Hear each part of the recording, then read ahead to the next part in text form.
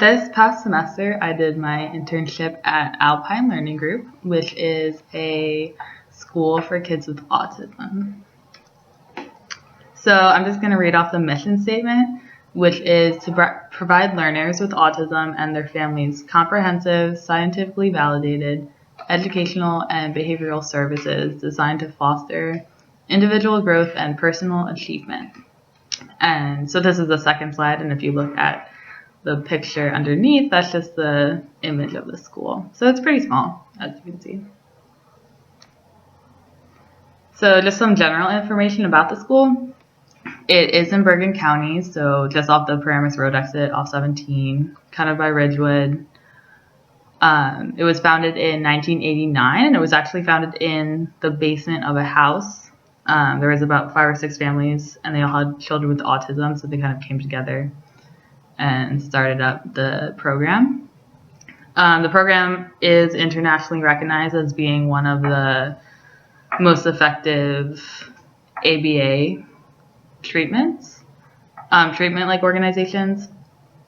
And in the education program, which is where I worked for my internship, the students attend school for about 6 hours a day, and they do go to school year-round. So they have a break for about 2 weeks in the summer, but other than that, they're going to Alpine every day from September to August.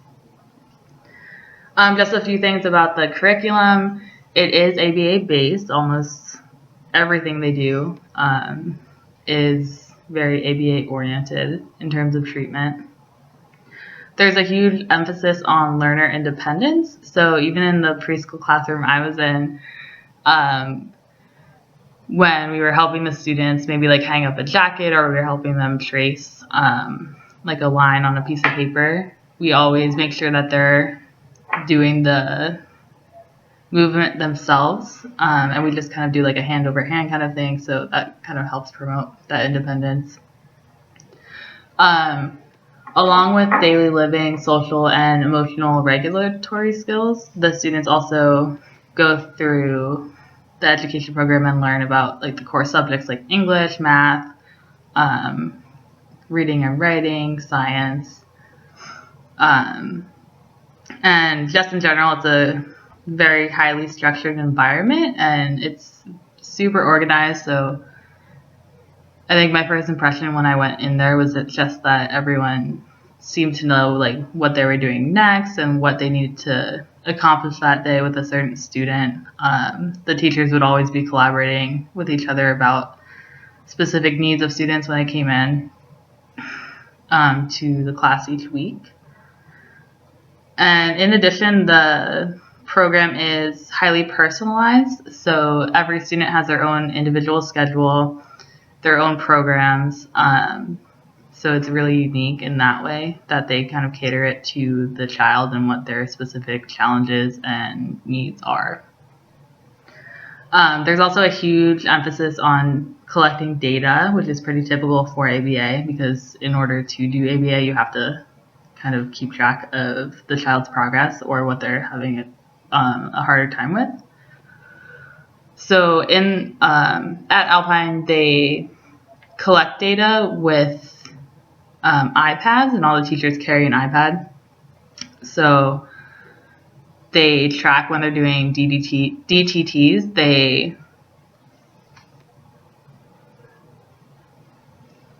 When they're doing DTTs, they will like mark if the child's getting whatever the target of the session is. They'll mark if like the child's getting it incorrect or correct, and then they can also mark specific behaviors with the app that they use, which I'll talk about a little bit more in the next slide.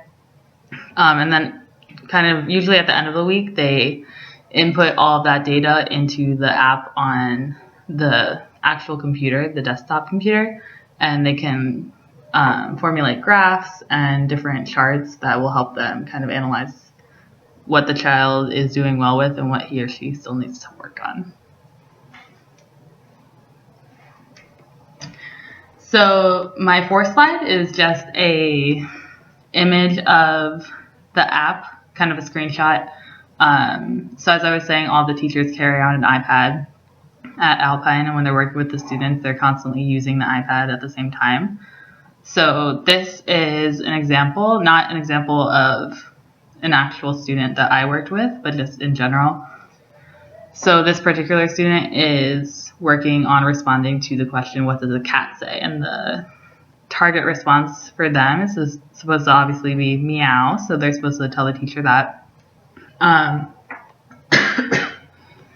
as you can see, the teacher can go through the app and select what kind of prompt they want to use with this SD. So that can either be the child does it without any prompt at all, so that would be the independent one. Gestural prompts, so they're not using words. Partial vocal, they'll say like part of the word. So they select that, and then on a different screen, like I was saying before, there'll be an incorrect or correct. So if the child responds in the way that the teacher hopes for them to respond, they can mark that and later analyze it. And the other really cool thing about this app, which is called Catalyst, is that you can also record different behaviors that the student isn't necessarily doing DTTs with, but are still behaviors that you want to track. So if there's like a self-injurious behavior, or you want to see when the child like requests a break, or when he or she requests a snack or like to go to the bathroom, you can take those things whenever they come up, and you can mark like if the child does any of those things.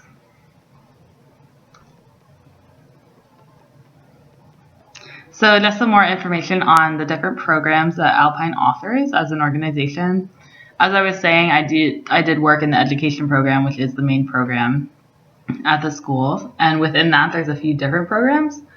One of them is the peer modeling program. So that essentially only takes place in the preschool, but I didn't see it at all during my time there.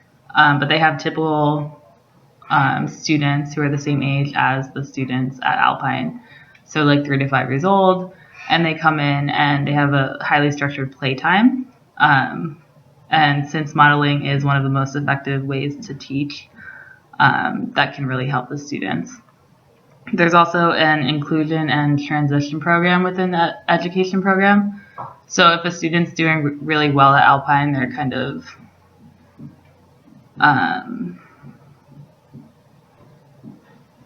and there's a belief that they could succeed in a traditional school environment. They will go to whatever their home public school would be. They'll go to that school for a few like different classes, maybe half a day, and kind of try it out. And a teacher from Alpine will go with them and kind of guide them through that. And then so there's kind of that trial period, and then at the end, the student and the teachers and parents will kind of talk about if it would be a good fit for them to go back into a traditional school environment. Also in the education program, there is the internship program, which I didn't witness myself because I was working in the younger classroom. And this is a program that's implemented in the oldest classroom, so classroom 7, which is 18 to 21-year-olds. And so this program involves students going out into the community and working at places like Dunkin' Donuts or like a grocery store. And their teachers from Alpine go with them. They receive on-job support. They'll go to that wherever they're working for the internship. They'll go there for half a day, and then they'll be enrolled in like typical education stuff for the other half of the day at Alpine. Probably the biggest program within the education program is the family program. So there's a huge focus on collaboration between parents and teachers. So at Alpine, the parents sometimes receive training from the teachers or like tips on how to implement the different things their child is learning at school at home, so the child's better able to generalize whatever they're learning between different environments. And the parents are welcome to go to the school at any time on just like a random day and observe like what their kid is doing and like what the teacher is working on with them. And then during the first year at Alpine, there's very frequent meetings with the parents and like supervisory staff and teachers. and they kind of talk about like what's going well or like what still needs to be worked on and how the parents can help with that. And then as a child continues to stay at Alpine, those meetings do get less frequent, but they're very open to collaboration with parents whenever like parents have any questions or anything. So outside of the education program, there's a few other programs that Alpine runs. So one of those is the outreach program, which is focused on serving basically infants, so like 16 months to 3 years old, who aren't yet enrolled in the school system. So Alpine staff will go into their homes and kind of start on ABA with them, which is important because early intervention with autism can be like a really make or break thing. There's also social skills groups, which are held after school. So that would be 4 or 5 students who go to the school after hours and they kind of work on learning about different social situations they might find themselves in and how to deal with those. They work on having a conversation with other people and things like that. And finally, there's the adult program, which is actually at a different location. It's not held at the school, but it's for individuals over 21 who have aged out of the school system, but they still need support. So similar to the internship program, Alpine staff will go with them to a job site and support them on throughout that process, and they will also help whoever is supervising the student at that internship. They'll help them kind of understand a little bit more how to work with them.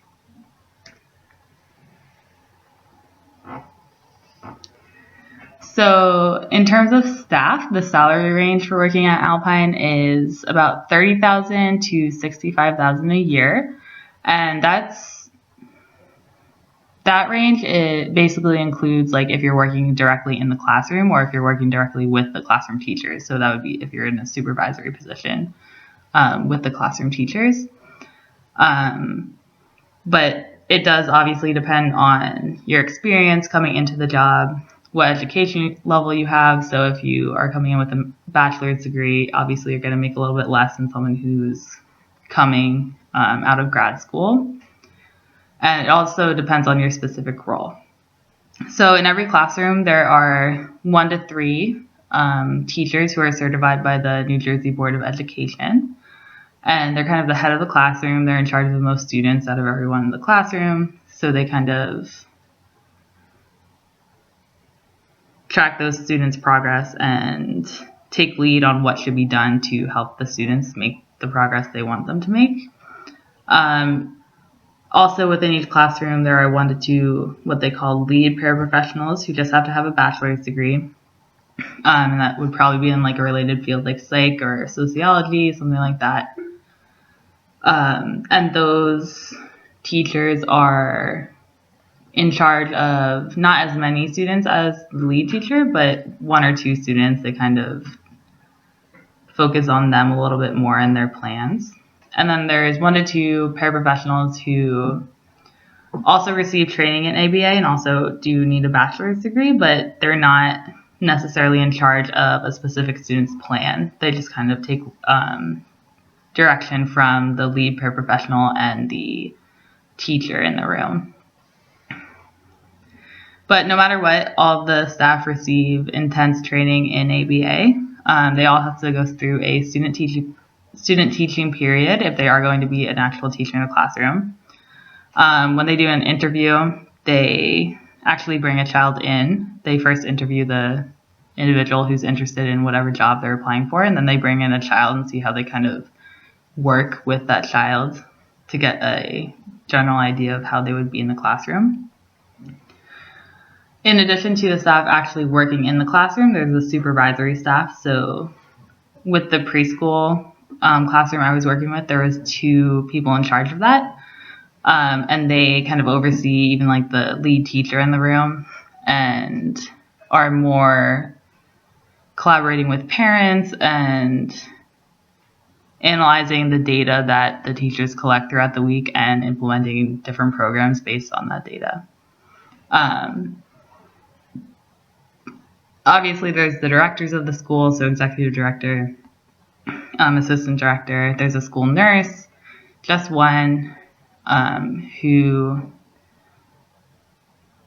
helps all the students when they're having a hard time, but also she also does do a lot for the staff too, which is something that I noticed. Some of the staff, when they were like not feeling well, they would go to her and she would kind of help them with that, which was cool. There's secretaries and there's a janitor. So just some more about the education program, which, as I said, is the main program and the one that I worked in. So in total at the school, it is small. So there's 34 learners, which is what they call the students.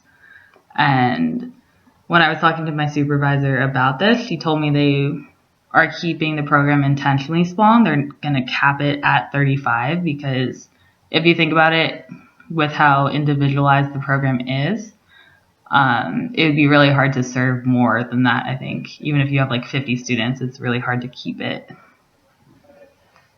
it would be hard for them to keep it like with their mission if they got bigger.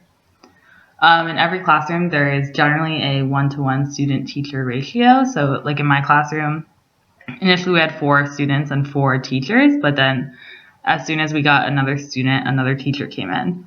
Because in the younger classrooms, I think it's more important to have that ratio. But even in the older classrooms, there's always at least 4 teachers for 5 students. So a little bit less, but still really good compared to some other programs. In every classroom, there are 4 to 5 students, and there's 7 classrooms in total. So the younger kids with the preschool, that was classroom 1, and then it goes up 7 classrooms. So the 18 to 21-year-olds would be classroom 7. One thing I thought was really interesting when I was first introduced to the program is that the kids are grouped by age, because in some programs for the developmentally disabled, the students are grouped by their abilities or their function level. So you might have a like nonverbal and low cognitive functioning 18-year-old who is maybe functioning at like a 10-year-old level, but he's still going to be in the oldest classroom because that is his age, which goes back to the whole like modeling thing. If they're in a classroom with their peers, even if those peers are much higher functioning, that can really help out a student. And throughout the day, there are 30-minute periods that cover the 6.5 hours the students are there. So the teachers and students rotate every 30 minutes, and typically they'll do 2 programs within those 30 minutes with the same teacher.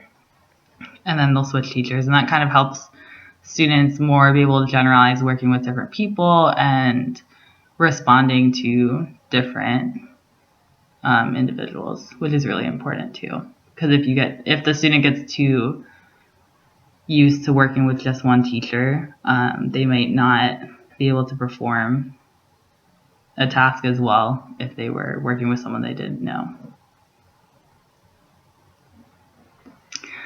So just more information on the learners, which is the population that's served at Alpine. Obviously, as I've stated, all of them are diagnosed with autism spectrum, and they're all between the ages of 3 to 21 because as a developmentally disabled individual, you can stay in the New Jersey school system until then.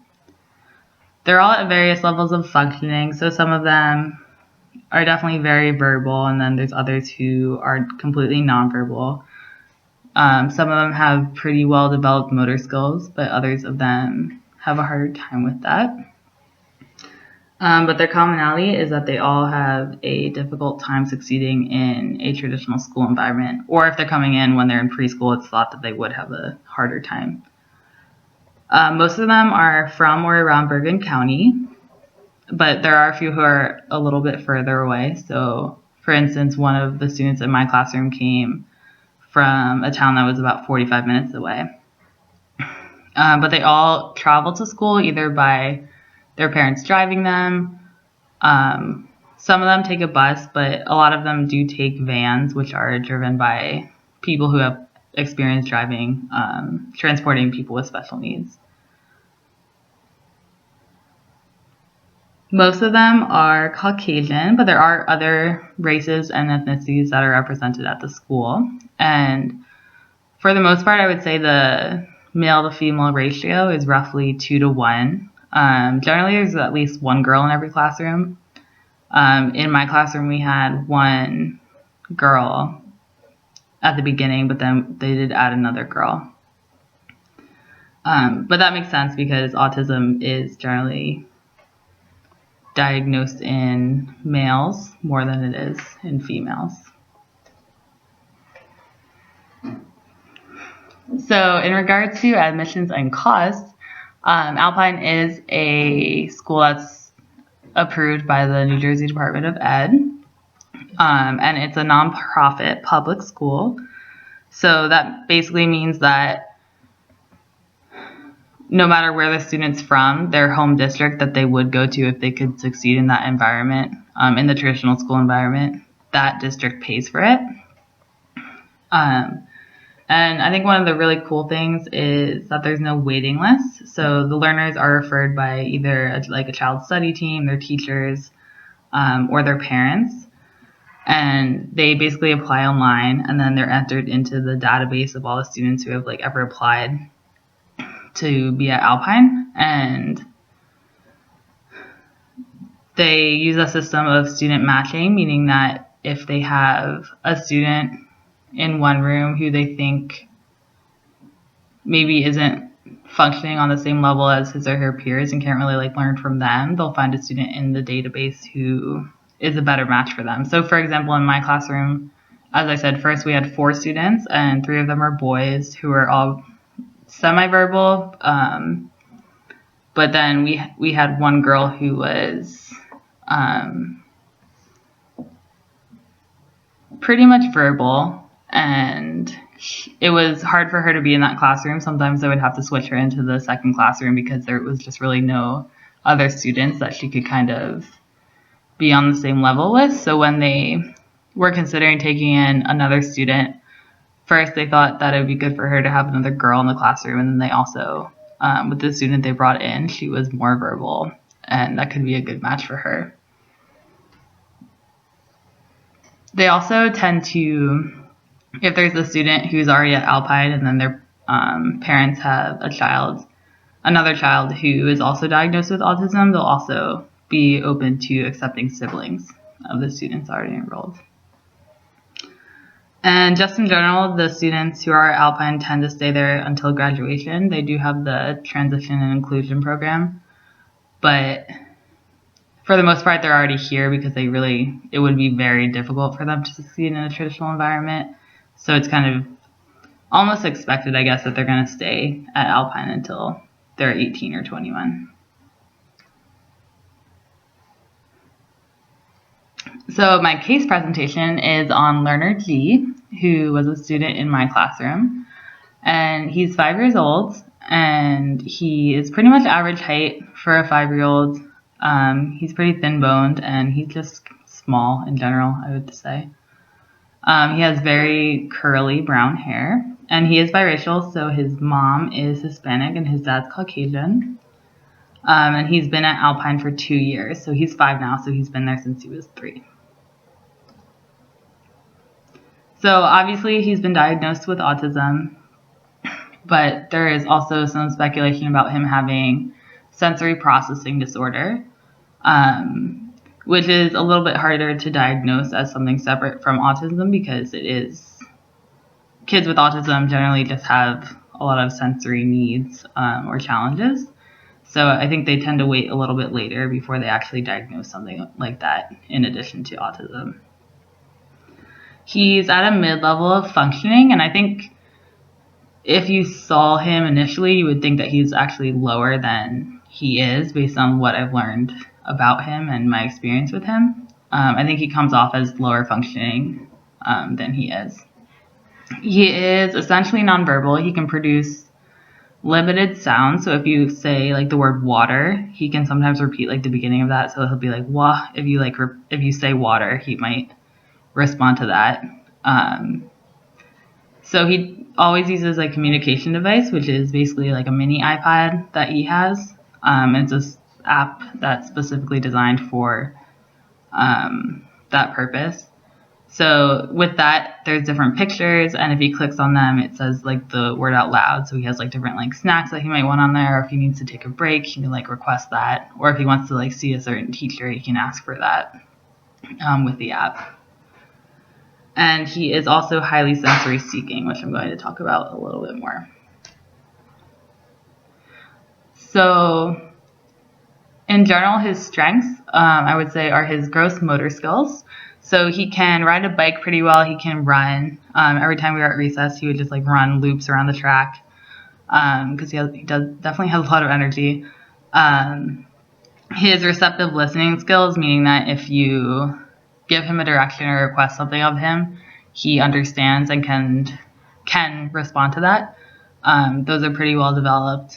He builds really strong emotional bonds with his teachers and his caregivers. So it's pretty obvious when he's working with a certain teacher that he, I guess, prefers, but has also responded really well to. You can just kind of see it in him when he's working with them. And then also his parents, who have come in like 2 or 3 times since I've been there, it's obvious when you watch them interact that they have a good relationship, which is typical of kids with autism. They generally, the people they work with most and their parents, they tend to develop pretty strong emotional bonds with.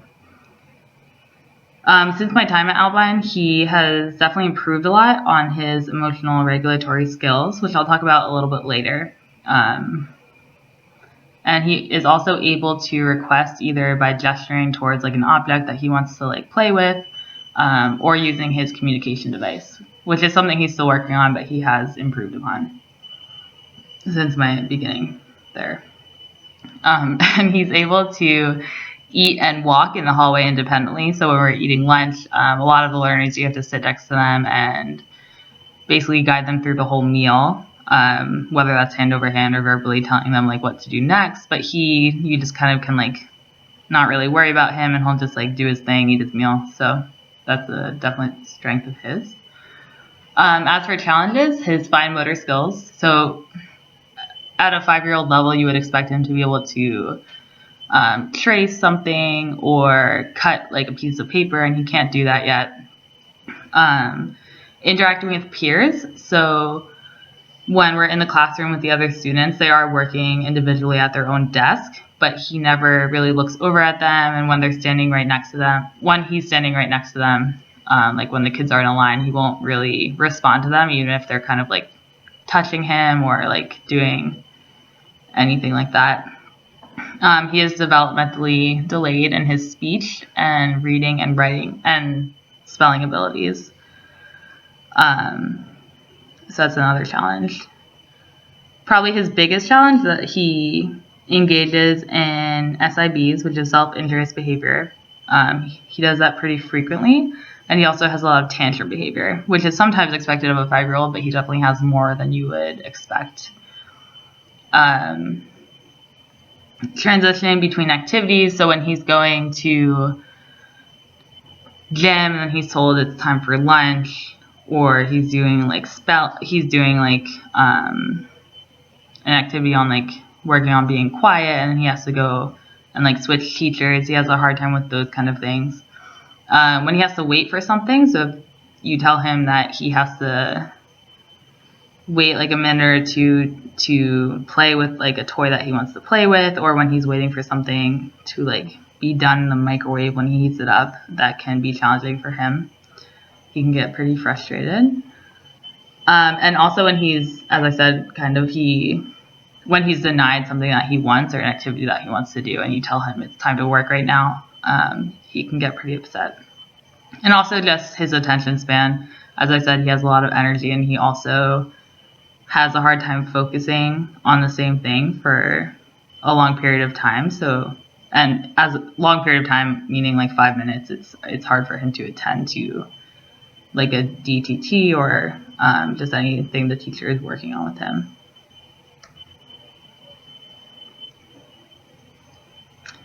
So some of the current programs that he is working on, the biggest one is his SIB program. So he tends to, for his self-injurious behavior, he will bite himself, like his hand. He'll bang his head on like a table, or he'll hit his head like with his fist. This tends to happen either, as I was saying, one of his challenges, when he's denied a desired object, so he wants to play with something and you tell him it's time to work right now, he might start doing it. Also when he's frustrated, which seems to happen when he needs or wants something, but he can't really tell you because he is nonverbal. So he gets frustrated in that way, and then he starts to do it.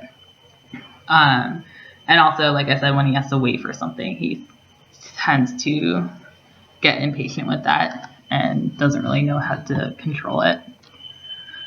A lot of it seems to be sensory related. So as I was saying, he's highly sensory oriented. So it seems like when he does injure himself, it's not really like he's intentionally trying to hurt himself. But it's just like that kind of like physical input or like kinesthetic input that seems to calm him down. He is occasionally aggressive towards other people, but it seems to be more when they intervene with his SIBs. I've seen him bite a teacher 2 or 3 times at Alpine, but it's just kind of when you interrupt him, and I think he's really trying to do it to himself just to get that sensory input, but if you put your hand in the way, he's going to bite it. So the treatment for this, which they started actually, I think the week before I came to Alpine, is an aversive treatment. So the first time he engages in whatever SIB, the teacher takes a bottle of water and which is filled with like very, very cold water, and they spray it on his cheek and they tell him no, hands down. And then that's really the only thing they're supposed to say to him in regards to like stopping or like not engaging in the behavior. They won't spray him with the water again. That's just the initial step. And then if he continues to engage in those behaviors, they'll put his helmet on, which is like a soft padded helmet, or they'll put his arm splints on, which still allow him to move, but he can't really like get to his hands or like hit his head or anything. And then they'll put his matching book in front of him, which you can see on this slide. It's just like a binder filled with like pictures that have matching pictures on that are cut out with like Velcro on them, and he's supposed to like match the separate piece to the actual picture. And normally when he's like told to do the matching book, he'll be crying, but he'll still kind of do it.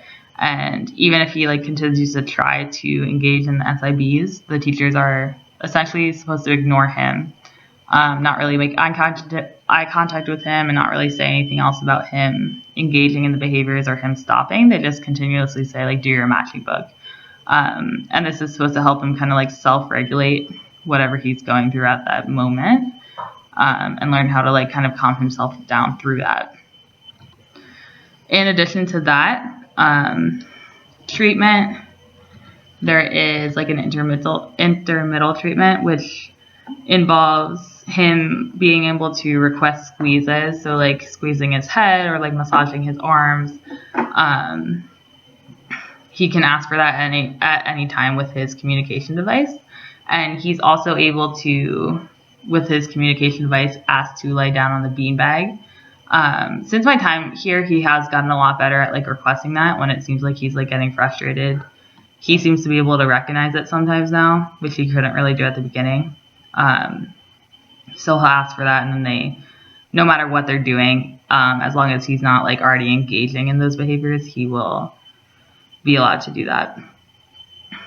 And finally, there's also a program within that when we work with him, we wear a timer, just like clipped to like our pants or a shirt, and it goes off every 2 minutes, and it vibrates. So when that goes off, we're supposed to give him squeezes, as long as he hasn't engaged in SIBs for those 2 minutes.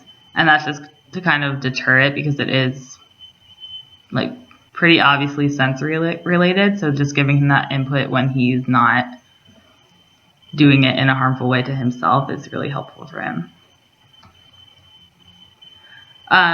So just some of the programs I have personally worked on with him.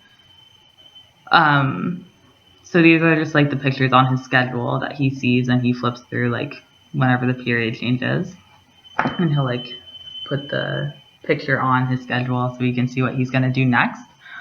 So one of them is waiting for tangible items. So if there's a certain toy that he really prefers, like 1 week, the teacher will use that for this program. And he's supposed to wait for 20 seconds. The object's put in front of him, and we set like a timer that he can like visually see it. We just tell him to wait, and then if he can do that without like throwing a tantrum or without getting too upset, he's allowed to play with the item after 20 seconds. Another program is Cease's vocalizations. So that he tends to have kind of like throat sounds that he produces just randomly throughout the day. And that kind of thing can be stigmatizing, like when kids with autism get older, by like their peers, they might like be made fun of for that. So we try to stop it when they're a little bit younger. So this program involves him completing a puzzle, and he's supposed to put 2 pieces of the puzzle into the like wooden puzzle set. And then if he can do that without vocalizing at all, he's allowed to play on a towel with like a preferred object, and he can vocalize during that time. That's his reward for that. Another program is following 1-step instructions. So some of the motor skills that I talked about before that he's pretty good at, you can kind of use those for this. But that would be like telling him like clap your hands or tap the table, or like turn around or sit down, stand up. And he's supposed to be able to do specific ones he's like mastered already, and there's some he's working on, just kind of like different commands and like requests of him. And finally, there is Cooperates with the Dental Exam, which is one of the coolest programs I think that I worked with him on and that I've like witnessed. And I think it's like one of the things that puts Alpine apart from other treatment programs. So a teacher, he has a box on his shelf that has all kinds of like dental equipment that would be used in an actual dentist's office.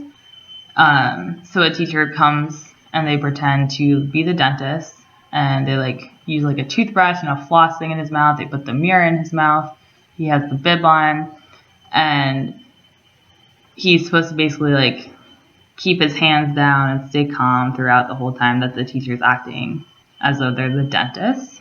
Once he can master this in the classroom, he will be brought to an actual dentist, and he'll go with a teacher from Alpine as well as like the supervisor of like the preschool program, and they can see if he can kind of apply what he's like been doing in the classroom to that environment. They also do this with like haircuts and doctors, which is a really important part of treatment for autism, because just because a student can master something in one environment doesn't always mean they'll be able to do it in an unfamiliar environment. So I was really impressed with that. And finally, just some other treatments that Lee is going through right now is he does receive ABA at home. His parents are pretty well trained with ABA, and he also has a therapist come to his house a few times a week. He also attends an after-school special needs care program, which isn't not specifically ABA, but it is run by professionals who have experience working with like kids with autism and other special needs. So he goes there after school while his parents are working. He is on a gluten-free and all-natural diet, which is sometimes thought to help kids with autism manage like anxiety and behavioral aspects of the disorder. And he's also undergoing occupational therapy for like sensory integration and stuff like that. And that is my presentation.